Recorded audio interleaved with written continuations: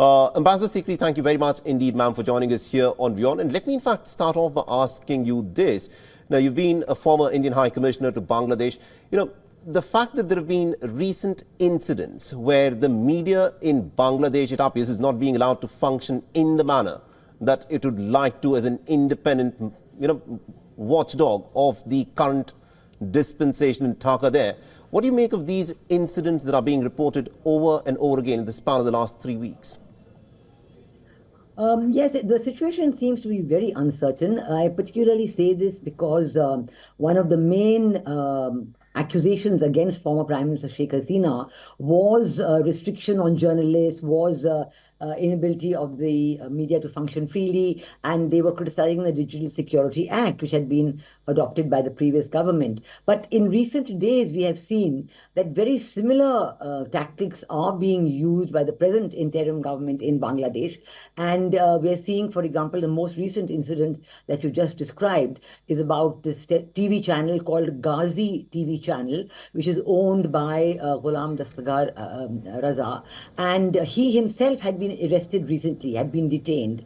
And the journalist whose body has been found floating in this Hatirjheel Lake in the center of Dhaka was working on this very channel, and now the suspicion is her family has given an accusation of murder, and so there's a lot of concern about this. Together with this, as you mentioned, that from other news channels also, those which are known as liberal or maybe favoring Awami League, whatever they accusations are, journalists from these channels too are facing action, are facing detention, and so on. So it's concerning that the very important issue of freedom of the media and freedom of media persons to live and work freely, which was an accusation against the previous government, is now the same thing is happening now with this government.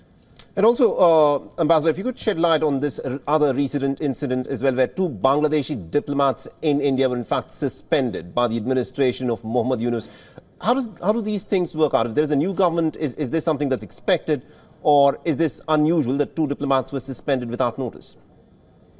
Well, I've seen reports on this, and I think that both these diplomats who were suspended were the diplomats appointed for dealing with the media. One in Delhi in the Bangladesh High Commission, and other in Kolkata in the Deputy High Commissioner there, the Office of the Deputy High Commissioner there. So again, both the cases, because these individuals had been appointed for dealing with the media, but one would have expected that one would let their contracts run out and let them continue for the time being. But the manner in which they have been declared suspended again talks of action against individuals who are working for the media. These are not career diplomats. These are people who were given contracts to do media work in the Bangladesh High Commission in Delhi and the Deputy High Commission's office in Kolkata. So again, this is a direct effort on the media, on people working with the media. So as such, this is also being criticized.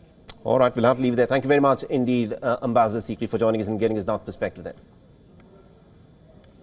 For all the latest news, download the WION app and subscribe to our YouTube channel.